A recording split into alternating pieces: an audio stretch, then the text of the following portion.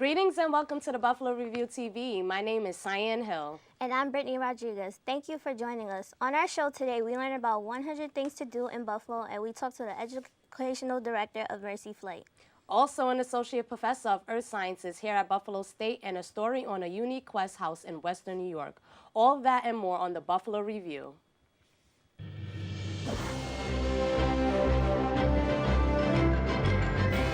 Now, from the campus of SUNY Buffalo State, news and information for Buffalo and the surrounding communities. It's the Buffalo Review TV, produced by Stripes Media.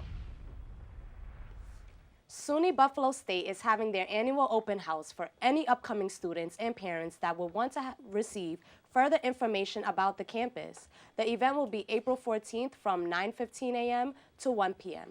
Accepted students and parents will have time to tour the campus, meet faculty, and learn more about academic programs. Each section is being split into groups and times, which will give everyone a chance to attend all areas. The union will also have activities with an informational fair on learning opportunities, student services, and clubs and organizations. State lawmakers have passed legislation to further protect victims of domestic violence. The new legislation allows for the mandatory surrender of firearms after a domestic violence conviction or whenever a judge issues an order of protection. The law protects victims from former loopholes in a system where previously violent offenders who didn't live with the victim were allowed to keep their firearms. The newly released draft of the 2020 census declares that people who identify in the LGBTQ community will not be accounted for. The census tracks everything from race and gender to people's works and habits and plumbing systems. Although the initial release did include the LGBTQ community, it was later removed because it has never been before documented. Advocacy groups have been pushing for inclusion in the census for years and are now furious at the removal of their proposition. Task force leaders of the LGBTQ community will continue to fight for their cause, asking how they can properly be represented when they are being neglected as human beings. When loved ones are in need of medical care, the last thing they should have to worry about where they are going to sleep at night. Reporter Amy Kavanaugh has more insight into what the Buffalo community is doing. Thank you, Brittany. Families travel from all over the country for the medical services here in Buffalo. Mercy Hospital is one of the 3 comprehensive stroke centers in the state. Roswell Park is one of the world's leading comprehensive cancer centers. Grace Guest House is a healthcare hospitality house, offering a comfortable place for traveling families to stay. The Buffalo Review TV went down to South Buffalo to check it out. Founder and Buffalo State alumni Cynthia Batista was inspired to open a guest house in Buffalo after a colleague told her about his family's experience at a hospitality house in North Carolina. He stops me and says, "I have to tell you about this house we stayed in." And I had never heard of a healthcare hospitality house before, but when he was telling me about what a blessing it was to him and to his family, I just knew that was my calling to do that. Grace House is a not-for-profit and does accept donations. These have ranged from people offering to pay for a family stay, food, time. Essentially, any way a person can help will be appreciated.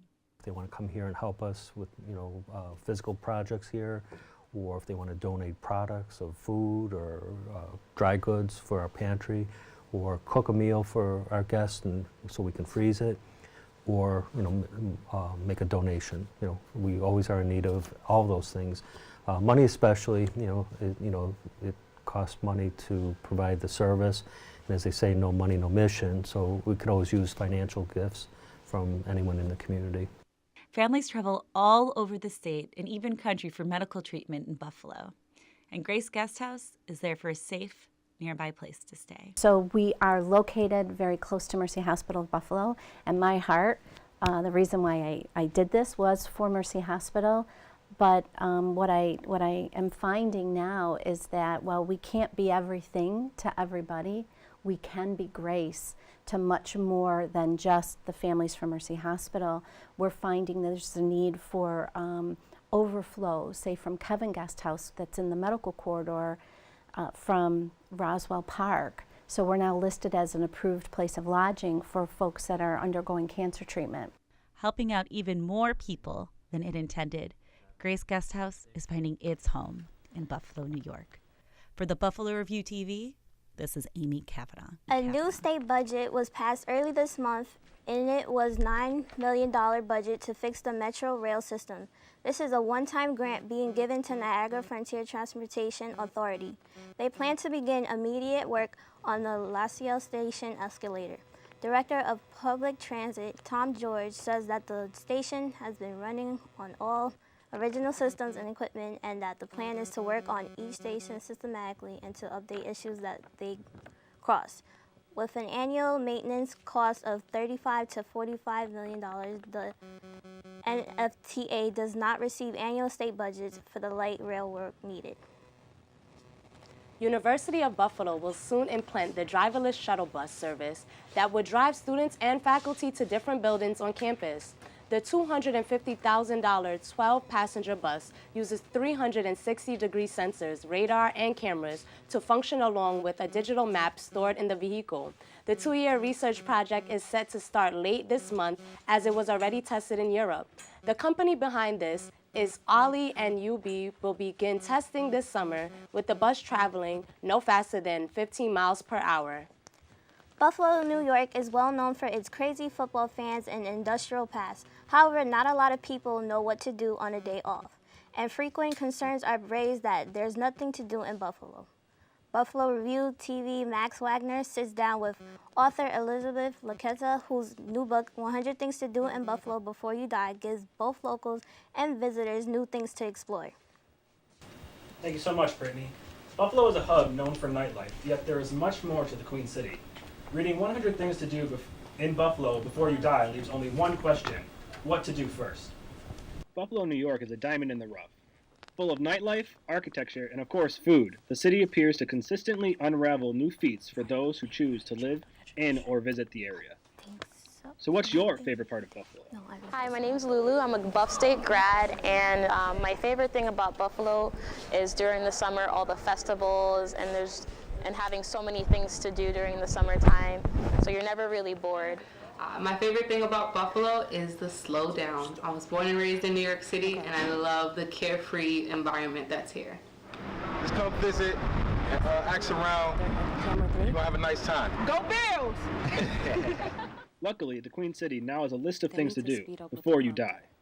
Buffalo native Elizabeth Laqueta, editor of the Buffalo Spree, sat down with us to tell us more. Actually, the publisher contacted me, but I've always been a writer. Being at Buffalo Spree for almost 20 years has really given me a good sense of what's cool, what there is to do in Buffalo and what's cool about it. And I have to say, there's still a lot of things that I have not done. Not even where I need to read right now. Geared towards both locals and tourists, Laqueta's book explores places many Buffalonians never even knew existed. I have not been to the Penn-Dixie site. Do you know about it? It's in Hamburg. You can, I don't know what page it's on. See, there's a cool index here too. Number 88. And you go there, and the fossils are, I dig for it there, but they're just laying around. And a lot of them are really tiny, but you can find big ones too, and they're all like trilobites. I mean, I don't have a lot of scientific knowledge of fossils, but you can, you keep them, and you can like make jewelry out of them or whatever. After many book signings and local launches, Laqueta's book has officially hit shelves and is also available online. 100 Things to Do in Buffalo Before You Die, but don't worry about the dying part. Just, do these things. For the Buffalo Review TV, I'm Max Wagner. April 16 marks the start of National Early Education Week, and Buffalo State's Child Care Center is celebrating with 5 days of campus engagement.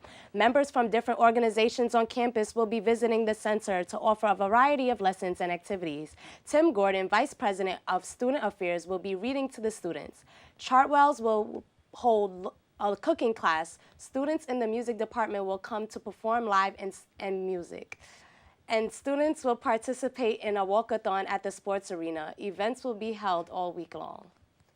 Recently, talk of a new Buffalo Bills stadium has sprung up once again. The Bills currently have the option to opt out of their lease in Erie County within the next 2 years. However, no location or timetable is known for the stadium, and answers from owner Terry Pagula and Commissioner Roger Goodell are vague.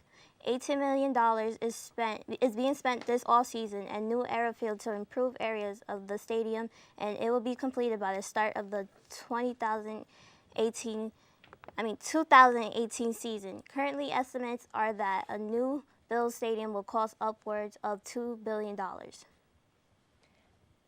The UB's women basketball team added another postseason honor to the historic season.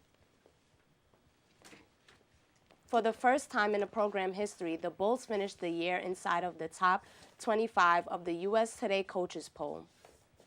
This yet another accomplishment to an already memorable season for both men and women's basketball. The women took the NCAA tournament by storm when they made it all the way to the Sweet 16 for the first time ever.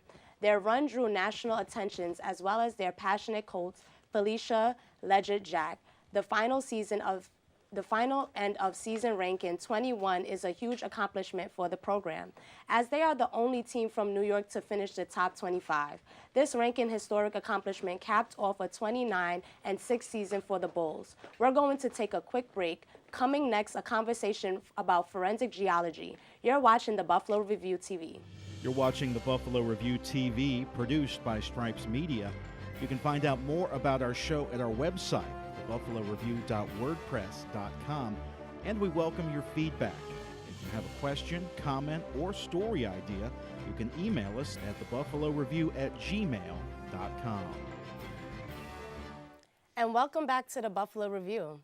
Geology is the study of evidence relating to materials found in the earth, such as oil, minerals, and much more. It breaks into two parts, in which one searches for evidence that will be possibly buried, and the other looks for evidence for soils and plants to inform about crime scenes. Buffalo State's Associate Professor of Earth Sciences and Science Education, Elisa Bergslin, has published a book entitled Introduction to Forensic Geoscience that will be used in a classroom and police labs worldwide. Elisa, thank you for joining us. To start off, I would like to say congratulations on publishing your book. Thank you. You're welcome. 6 years, eh? 6 years? 6 years. Wow. So how has that been? It's great. I get phone calls and email from places all over the world where I found out they're using it. So it's not a bestseller, but it's still being used. It's out there. It's being used. It makes me feel really proud. What started your interest in forensic geology? Well, when I was a graduate student, most of my work is in contaminant hydrogeology, which is tracking pollution in groundwater. Mm-hmm. But because of an equipment failure, I got sidelined for a while during my research.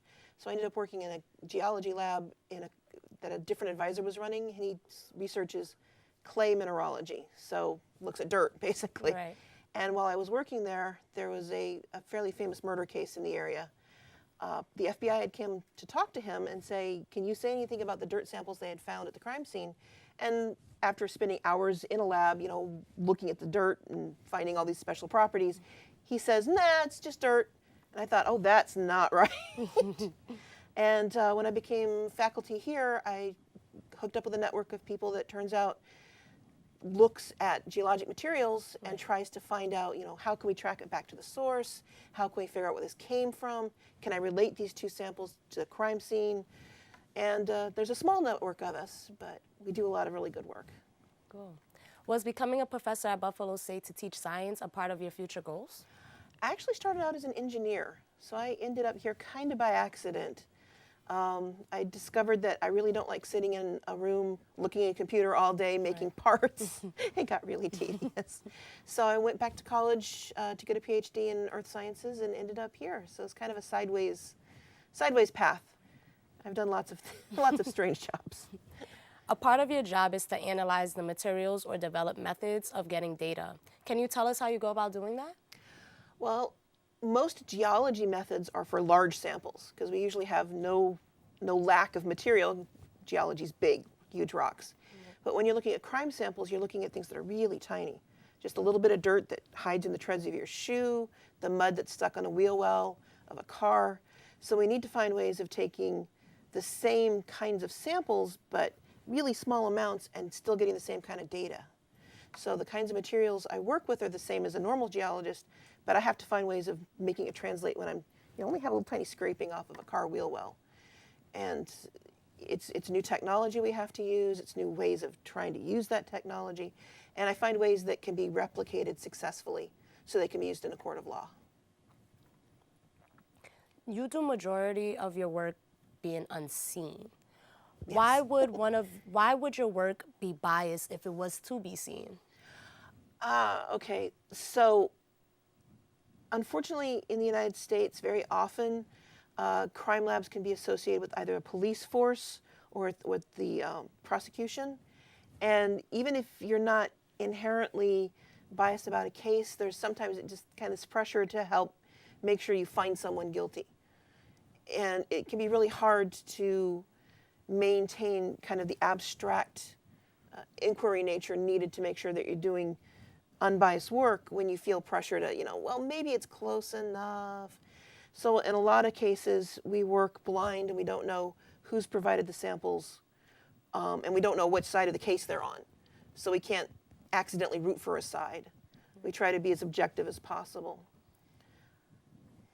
You have worked with friends and colleagues that are part of law enforcement. What are some of the cases you solved, and how do you go about solving those cases? Oh, well, I can't claim to solve cases, but I can say that I've helped track down, by virtue of helping develop protocols, people who have, I guess, trying to find a good example that's a quick one. It's hard. Being able to relate, it's kind of boring, but being able to relate Shovel to someplace where they stole plants off of national park. The saguaro cactus, for example, very, very expensive on the black market, believe it or not. And people will steal them from national parks and then claim that they bought it from somebody's private property. So we have to be able to say, well, no, we can tell from the soil and the roots, that's from the national park, you stole that. Right. And make them give it back. Same thing with dinosaur bones. There's a black market in dinosaur bones. Wow. Believe it or not. So a lot of the work I do isn't necessarily criminal, the kinds of, drive-by shooting, exciting stuff that you see in NCIS, CSI, but it's still really important work. You'd be amazed the things that get trafficked. Publishing a book is a big accomplishment. Was writing an introduction to forensic geoscience one of your goals besides just being an engineer or being a professor at Buffalo State? It turned into one of my goals. Okay. How I got into this, I met a gentleman, his name's Ray Murray, and we kind of consider him the father of forensic geoscience. He and a colleague, John Tedrow, started doing this back in the 50s, and it actually kind of fell out from what was part of the U.S. Geological Survey during World War II. They used geologists to find safe places to get water, safe places to set up camp, things like that. And he wrote the very first textbook. And when I met him, he didn't want to revise it. He talked me into doing it. So he talked me into writing a new textbook for using modern tools and updating the kinds of things, new cases. So like I said, it took 6 years. It was a lot of work. I met some great people doing it because I synthesized across all sorts of art crime, so fakes and forgeries, fossil crime like dinosaurs, environmental crimes, who's polluting the water. So I've had to synthesize material from a broad spectrum of different fields inside the earth sciences. It's been really exciting work. What advice would you give a student that wants to accomplish publishing a book on forensic geology? Ooh, notes, lots of notes and notes, because you'll read a story and then you'll think 5 minutes, you want that 5 months later, you want that story and you have to track it. Very careful notes, a lot of organization. What did I read it about? How can I relate this to a broader theme? Right. So what are all the stories that go with soil? There's a lot of really cool stories out there. What are the stories that go with fossils? And just organization and sticking to it. It's a lot of work, but no matter how down you get, it'll pull together and it'll be good. In the near future, do you plan on publishing any more books? I think someone's trying to talk me into it, but so far I've been hiding under the table. I published articles, though. I'm still active. Okay. I do journal, so they're kind of they're not the kind of things you would release in the public. The one I've got right now that's currently being reviewed is on methods of using a particular machine for measuring elements in soil. So I'm still working. It's just not a new book. Besides writing and science, what are your other hobbies that you enjoy? I'm teaching myself clarinet right now. Really? Yeah. Wow. I used to play viola, but I broke my wrist, and it's really hard to hold it up now. So I've switched wrists, and I'm playing clarinet. Okay. And I play with my kids. I got 2 kids. Oh, really? My book's dedicated to them, yep. Okay, and do they plan on doing anything with forensic geology? No, one is a budding robotics engineer, and one is going to be all the things in the universe right now, because she's only 10. Thank you for joining us today, Alyssa. Coming up next is a discussion on nonprofit medical provider here in Western New York. We'll be right back on the Buffalo Review. You're watching the Buffalo Review TV, produced by Stripes Media. You can find out more about our show at our website, thebuffaloreview.wordpress.com, and we welcome your feedback. If you have a question, comment, or story idea, you can email us at thebuffaloreview@gmail.com. Hello and welcome back to the Buffalo Review. Mercy Flight is an independent, non-for-profit provider ready to offer medical assistance and ensure safe transportation for patients to receive aid at local hospital. It goes unnoticed that Mercy Flight performs their duties despite a patient being uninsured or underinsured. Mercy Flight moves forward to prepare training for stopping active bleeding. Here from Mercy Flight, we have Denise Chulo, Director of Education. Thank you for coming in today. Thanks for having me. So to start off, what are the procedures to control blood loss? How can we prolong the patient's chances for survival? So depending on where the injury is, you can control blood loss either with direct pressure. You can pack the wound, preferably with a hemostatic gauze. It has an agent on it that helps the blood to clot. Or you can use tourniquets. Those work real well as well. So how do you determine the appropriate level of transportation for patient care? As far as level of care, a lot of that will depend on what's wrong with the patient, what kind of interventions that they need. So I know that you use helicopters. Right. So what type of situations will you use a helicopter for? So for helicopter transport, if we're talking about on scenes, which would be like a 911 call, if you're greater than 30 minutes from an area hospital and the patient is either having something like a heart attack, a stroke, or a trauma patient, those are probably the most common things that we fly. So what are chronic situations Mercy Flight are called to the scene? We are called to the scene usually by the volunteers. If there's a stroke patient, a trauma patient, or a patient having a heart attack. If they are greater than 30 minutes out from a specialty center where the interventions that those hospitals will perform are very time sensitive, and that's usually what we're called for.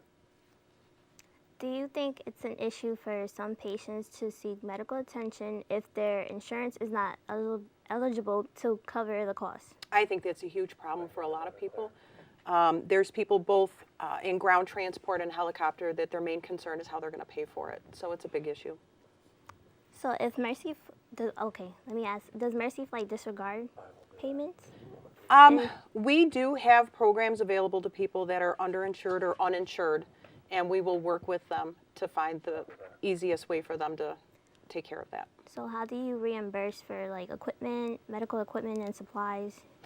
We do that both through our billing and also we do fundraising because we're a not-for-profit, right? Mm-hmm. So sometimes some of our equipment and our supplies will be provided to us through grants and other avenues.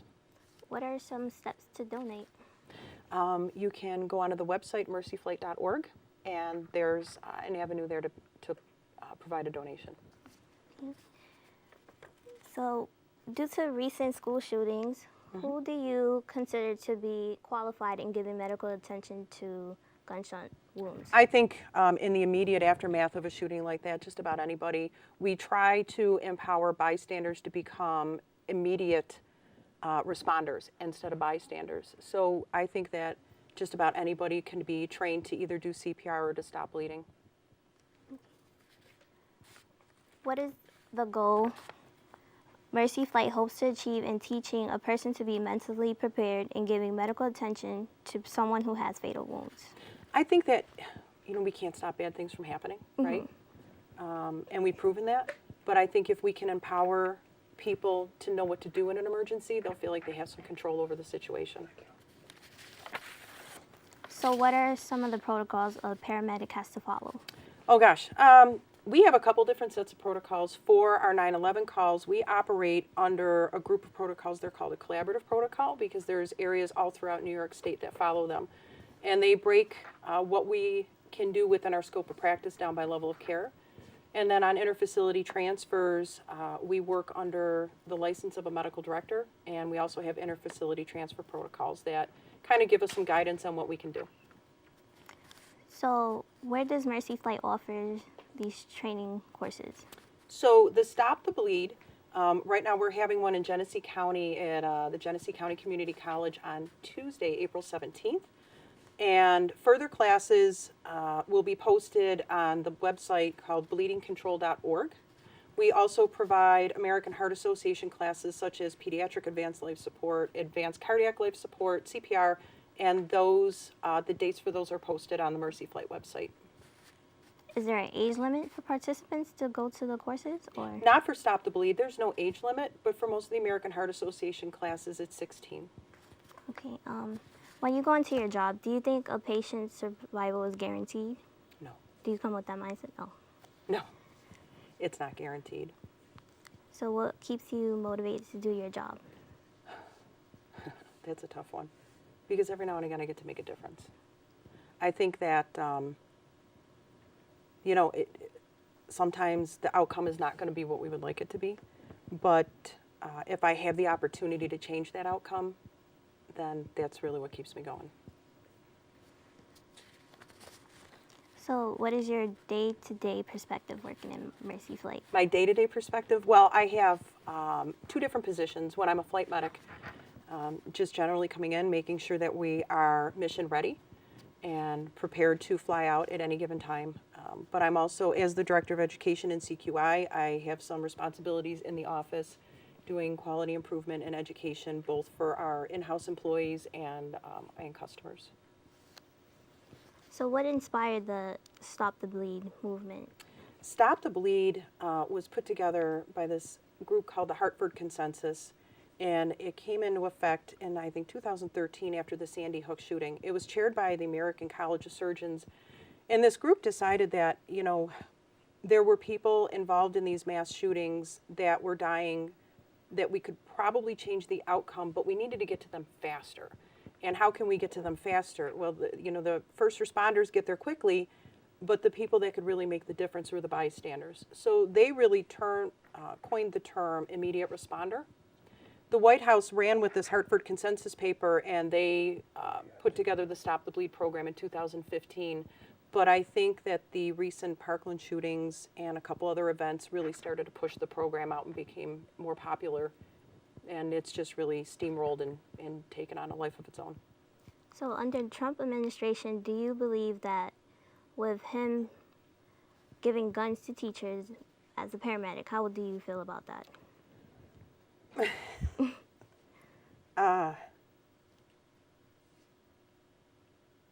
As a paramedic, how do I feel about that? I don't know how I feel about teachers being armed in school. I think that teachers have an enormous responsibility. We give them our kids, and they're already understaffed, they're underpaid, and now you're going to ask them to carry a weapon. I think that there's probably a better solution than a teacher carrying a gun. So because you believe that teachers should not be armed, the Stop the Bleed is to prevent more gun shootings or something? No, Stop the Bleed is not to prevent any more shooting situations. Stop the Bleed is to empower bystanders to know what to do in case of an emergency. And it's not just a shooting. It's really, it can be an accident at home. It can be a fall with a really bad laceration. It can be a car accident. Like these things happen in daily life, not just in an active shooter situation. We've had falls on a sharp object with arterial bleeding from the scalp, and all of these things can be helped if somebody knows how to stop it, how to control the bleeding. Okay, that's all the time we have for today. Thank you, Ms. Chulo. From the Buffalo Review, I'm Brittany Rodriguez. Buffalo Review TV, produced by Stripes Media. You can find out more about our show at our website, buffaloreview.wordpress.com, and we welcome your feedback. If you have a question, comment, or story idea, You can email us at thebuffaloreview@gmail.com.